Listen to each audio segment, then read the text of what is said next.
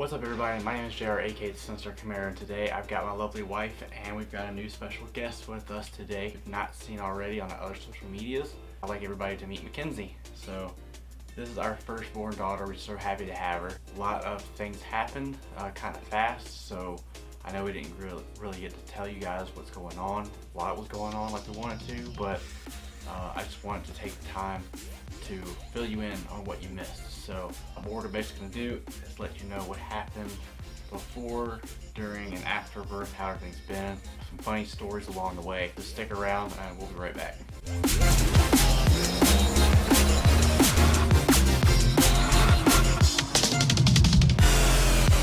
Alright guys, so I'm trying to be really quiet, so I hope you guys can hear me pretty well, but we just got her settled down and everything, and we thought we'd pop in the video for you guys real quick. We haven't been posting very much the last couple weeks, so apologies for that, but everybody that's been here, sticking around, waiting for updates, waiting for new videos, thank you for all the love and support. If you're new here, hit that subscribe button, because we're not going to have vlogs with the little one here. We're going to have install videos, car maintenance, car shows that we go to, and even some tech stuff thrown in there, with some little vlogs here and there on our mini adventures. So on the morning of July 15th, like right at midnight, right as it was changing to July 15th, I woke up and I was having really bad contractions. I had been having contractions on and off for several weeks, so I wasn't sure if they were actual contractions or if they, bright light, or if they were just a continuation of like the practice Braxton fixed contractions I had been experiencing. But they were uncomfortable, so at about 2 o'clock I gave up trying to get comfortable in the bed and I got up to move to the couch. I didn't want to keep him up, he had to go to work. So I was trying to be nice and move to the couch for my tossing and turning. Technically we both had to be working the next day. Yeah, I was supposed to be going to work too. The day before when I left work, I had made a joke. I had hit my year mark at work the day before, July 14th. And in order to get my 2 weeks paid, I had to make it through July 14th. So on my way out the door on the 14th, I made a joke and I was like, all right, y'all, I hit my year mark. I did the bare minimum. Peace out. Gonna go home and have this baby tonight. And I was totally just joking. I hadn't had any signs or symptoms that labor was coming. I was just trying to be funny, but then... What's up everybody? Sorry to interrupt your video and everything, but I just wanted to let you guys know that Mackenzie really wanted to tell you guys about the brand new Shears 2.0 for my friends over at Manscaped. Now let's go over and see what exactly is going to be in this package. So in this package you're going to get a nail file, a nail clipper, grooming scissors, tweezers, and even a nifty storage case that it looks very elegant and has an awesome design. I can tell you already that this product's going to be amazing, it's going to be great, so you want to get some of this. I'm telling you, they make some high quality products, and Mackenzie's no liar, because I mean look at her, look how sweet she is. So make sure to go out, use our promo code Camaro20, get yourself 20% off plus free shipping today at manscaped.com. What are you waiting for? The next day I ended up having her, and so when I called them to let them know, like, hey, I'm in labor, I'm not coming to work today, at first everybody thought that I was kidding, and I was like, no, really, like, I'm in labor right now. Joke's on you. That ended up working out perfectly. I hit my year mark at work, so I get my 2 weeks of FMLA pay with her during my maternity leave.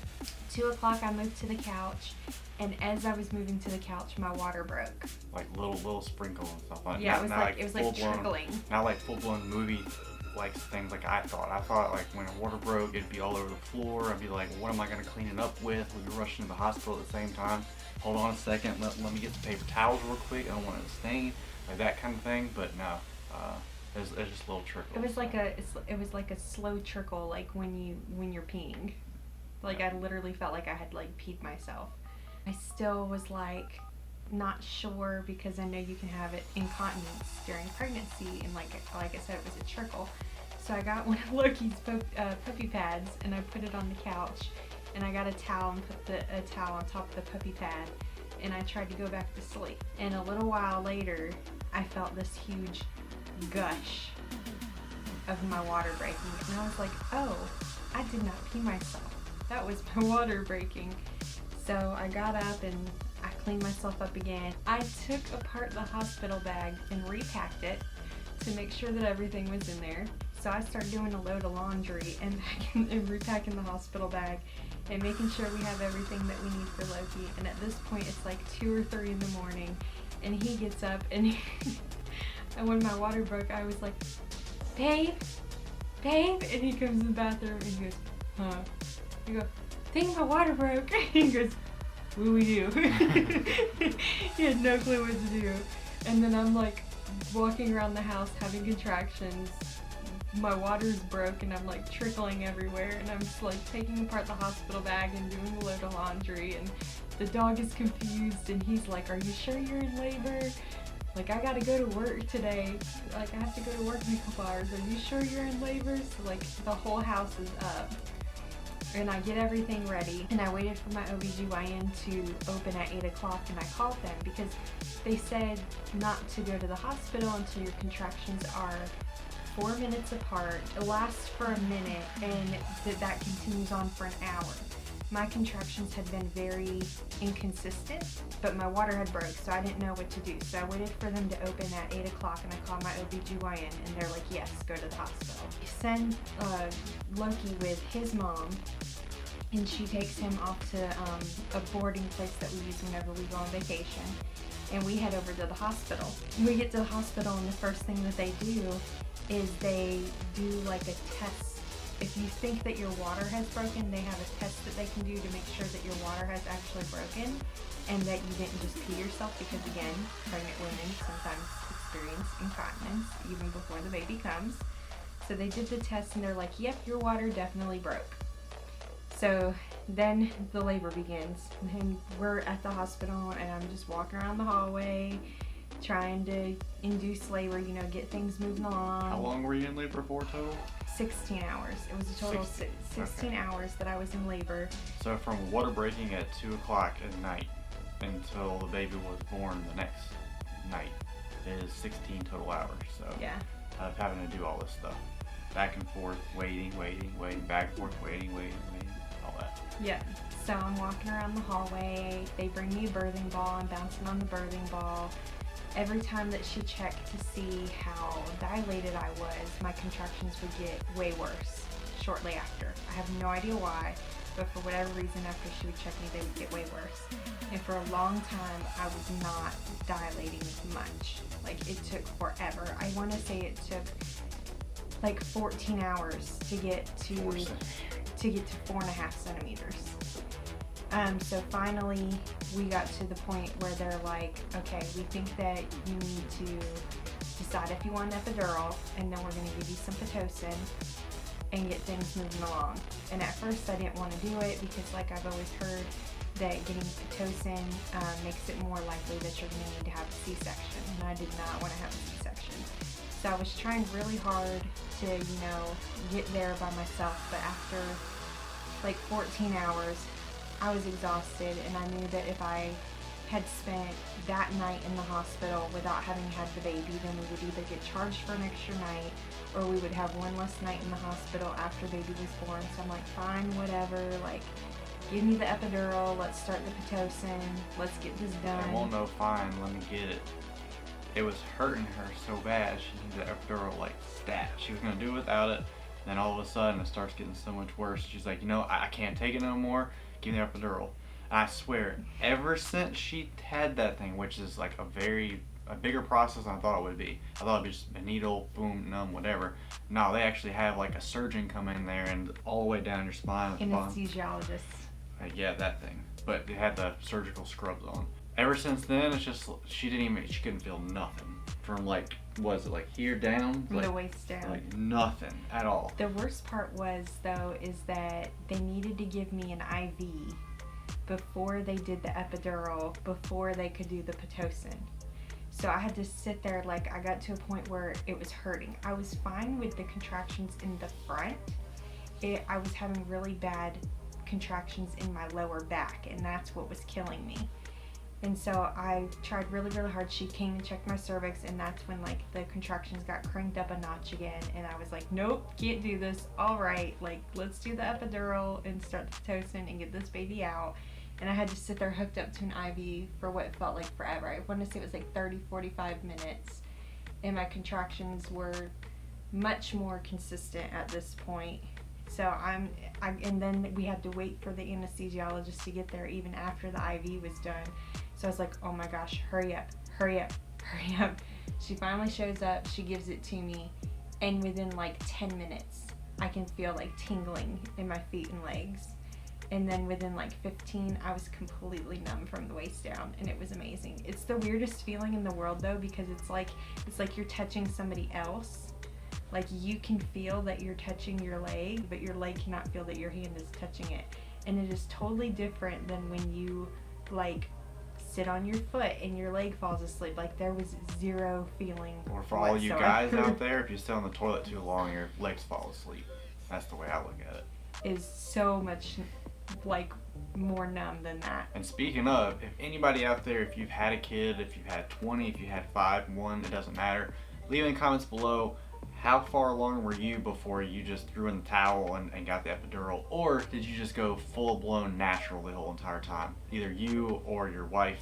If you yourself were a woman giving birth, or if you're a guy watching this video and your wife or girlfriend or significant other was having the baby, like how far did they make it along? I'm just curious, so leave in the comments below. So they gave me the epidural, then they started the Pitocin, and within 10 to 15 minutes I went from 4.5 centimeters dilated to fully dilated.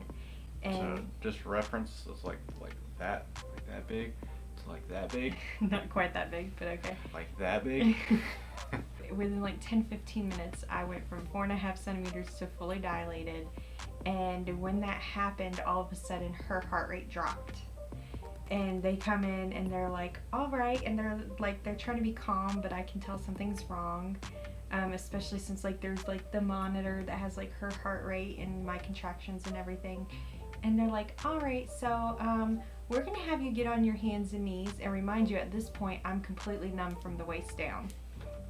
So they're trying to flip me over, and I'm trying to help them best that I can, and I have no control over the lower half of my body. So basically I'm like using my arms to pull myself up to the top of the bed and to hold myself up, and then they're like turning the lower half of my body. And apparently when her heart rate dropped, mine did too. I felt completely fine, and they kept asking me if I was okay, but apparently my heart rate had plummeted too. So then they like had me get on all fours, and they put an oxygen mask on me. And so I'm like trying to stay calm. Usually I'm the panicker and he's the calm one, but I know that like because it was still inside of me and we're still connected to each other, that I have to stay calm, because if I get worked up, it's going to make things worse for her. One of the rare occasions she actually thought that. So I was doing my best to stay calm, and we got her heart rate back up. So then they decided to flip me back over onto my back so that I could start pushing. So they flip me over, I start pushing, and I'm like pushing, and they're like telling me like, you gotta push, and I'm like, I don't know, I can't tell if I'm pushing or not, I can't feel nothing. And they couldn't figure out why she wasn't coming out. And they said like they could see her, they could feel her head, but it didn't feel right. So they weren't really sure what was going on. It was like coming out at an angle is what they were saying. And they couldn't figure out why. They got close enough to the edge where we could see like this baby has hair. So I saw from like the side that the hair was coming out a little bit. So I was like, oh, it's close, but it was like she wouldn't move out. They were like trying to figure out why her head wasn't straight, why she wasn't coming out even though I was pushing.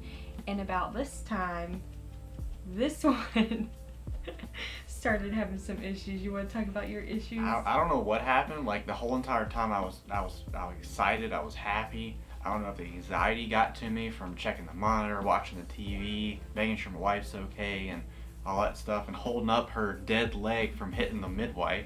So my legs were flop. I had no control, especially my right leg. It was just like if you let it go, it would just go. It would smack the midwife in the face. But yeah, for some odd reason, just out of the blue, I just felt like, whoa, I can't really feel much. I looked at my hand, it's like ghost white. I'm like, oh, this is not good. I'm like, guys, I don't think I'm doing too well.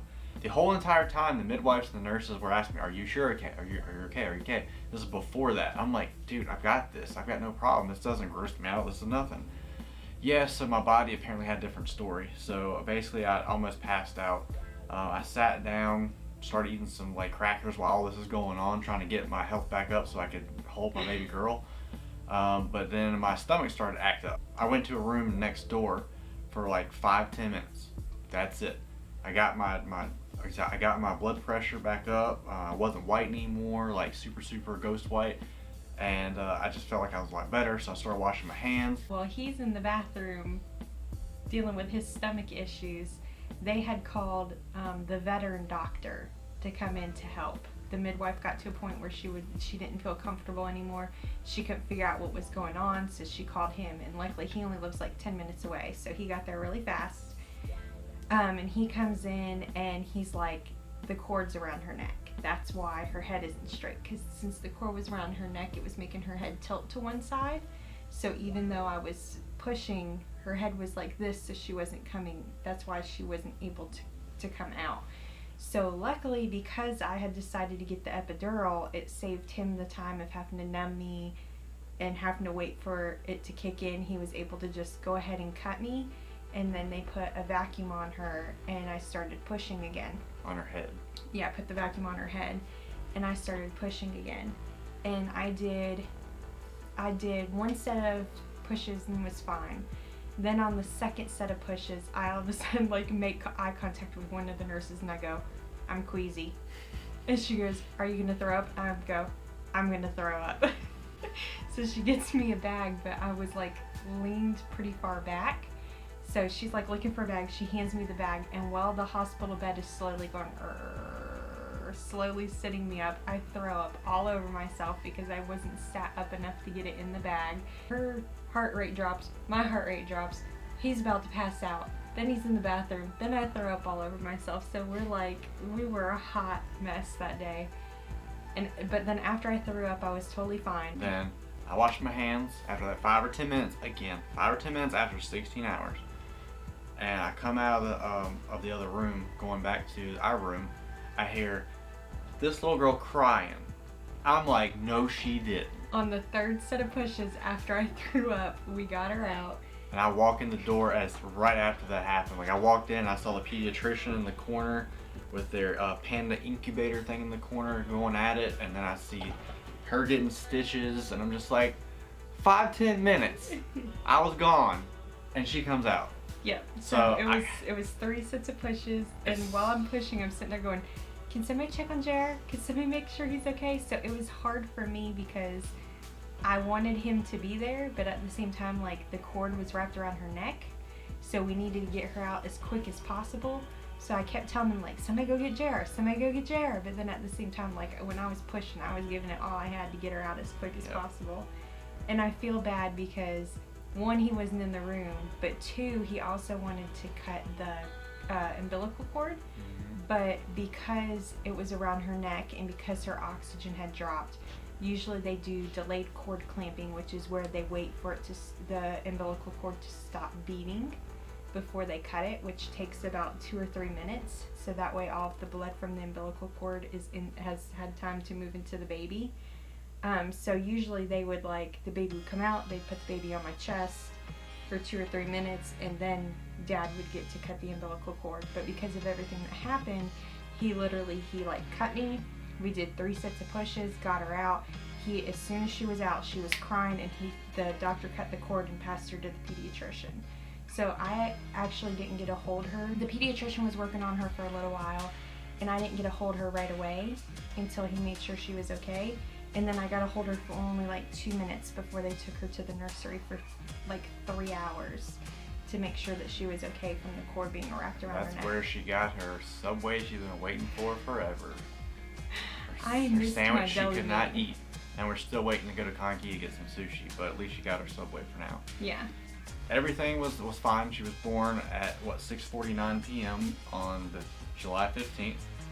She was 7 pounds 1 ounce. She was 18 inches long. 18 inches long. Everything checked out. All the tests checked out. No problems whatsoever. So we had a miracle baby. But again, full head of hair. You're welcome. But I just wanted to thank the team, the whole nursing staff that we worked with. They did an amazing job. I was a little iffy at first because the place we went to is the same place that I was born at, and it has a bad reputation, at least back then it did. But now I see it on a whole new light, and they have amazing people up there. So thank you guys so very much. I won't say where we were just for privacy reasons, but if you know, you know. Now, we were in the hospital for about 2 days, and then we got released. Before we got released, it was my job to take one of the articles of clothing from Mackenzie and take it home, get the dog back from the kennel place, take him back home, let him sniff her clothes so he'll be well acquainted to it. You'll probably see a video of me talking right now, but he wasn't very interested in it. He basically took 2 little sniffs, walked away, and laid down. That's it. I was like, really, Loki? That's how you're gonna beat your new sister after all this time? I was like, okay, well maybe when you see her. So I go back to the hospital. Mind you, I did bring the Camaro up there when we picked her up. So she actually did ride in the Camaro on her first trip home. I'm very proud of that, even though her car seat made her passenger seat all the way up against the glove box, which is probably not safe. But it was a one and done kind of thing for that time. Did get to ride in the Camaro. She did giggle almost when we almost got home, so I think she enjoyed it a lot. But we get in the house, and here's another video as well of basically we brought Loki in the house with the baby. We let him see the baby, and again, not interested whatsoever. So I guess it didn't really click in his head at the time. Ever since then, I don't have a video of this, but when she was in her bassinet crying a lot, that's when he like got straight up. What was that? His eyes get huge and his ears perk up. He has to check on her. So this went on for like 3 or 4 different times the next couple of days, and ever since, I mean, he's been perfect with her. He's hasn't really cared much about him yet. I think he's like me, waiting for that running around the house to chase each other around the house kind of time.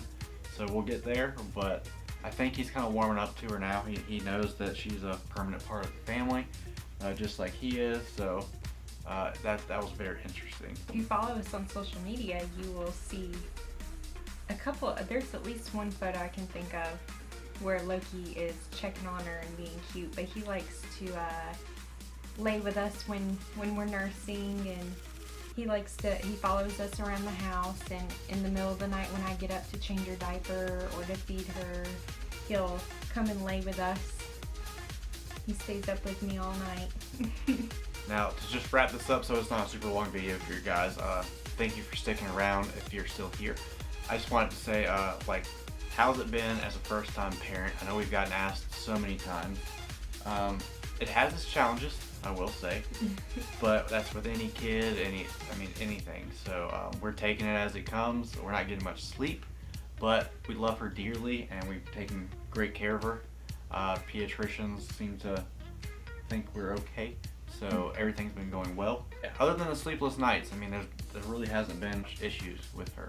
She's been a very good baby, and she's one of the cutest potatoes I've ever seen. And if you don't know me, you know that when it comes to babies, like newborn babies, everybody always could tell, oh, they look like this person, look like that person.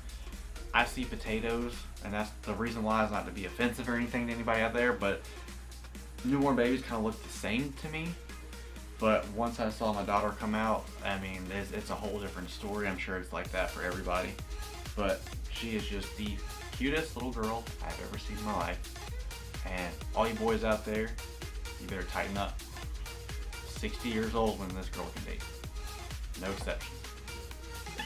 Gotcha. Oh, like she smiled. She smiled. She says, haha, daddy, real funny. Yeah. Look at that smile. Are you gonna do it again? Are you gonna smile? Oh, that's the camera could see it or not. Surprised she doesn't usually like bright lights, but she's doing pretty well. Yeah. But yeah, so that's basically the update. If you want to see like close-up pictures or videos or anything like that, we'll be sure to have her in our vlogs going forward as much as we can. But if you want to see like videos, pictures of just her growing up and everything, follow us on social media. The Sinister Camaro on Facebook, Instagram, Twitter, we're going to be back on Twitch. As you can see behind me, my office setup is about 99% complete. So we'll be getting on there. We got dual stream set up in here, me and my wife. Probably just me for a little bit until we get her settled in. But we'll be making more videos here soon. We've got more videos lined up now. We've got a couple of our sponsors, partners kind of working with some stuff that we want to show you guys. So be on the lookout for that. If you haven't already, hit that subscribe button. We'd love to have you here for other videos. They're not going to be just talking videos like this. It's just like a fill-in kind of thing. But we got cool like automotive tips, tricks, car shows. We got features for cars around here on the East Coast. I hope to do a whole lot more with it in the next few years or so and grow it and expand it. So we'd love to have you here and part of it. We also got our own website, thesinistercamaro.com. Yeah, as you can see at the bottom of the screen right here. You can grab your own merch. We've got a bunch of stuff out there like shirts, hats, everything you give us will support us in making more merch or supporting the channel, and will allow us to keep going and doing what we're doing. So thank you guys for love and support for all that. Thank you guys for joining us. If you made it this far, hit that like button. It really does help us out so very much. I hope this was a great update for you guys to see what we went through as far as the good, the bad, the ugly, all the above. But we love our little girl, and you'll see her growing with us on this channel. So I can't wait to see what the next few years have in store. So thank you guys for joining us. Have a wonderful day. Don't forget, always remember, stay sinister. Perfect.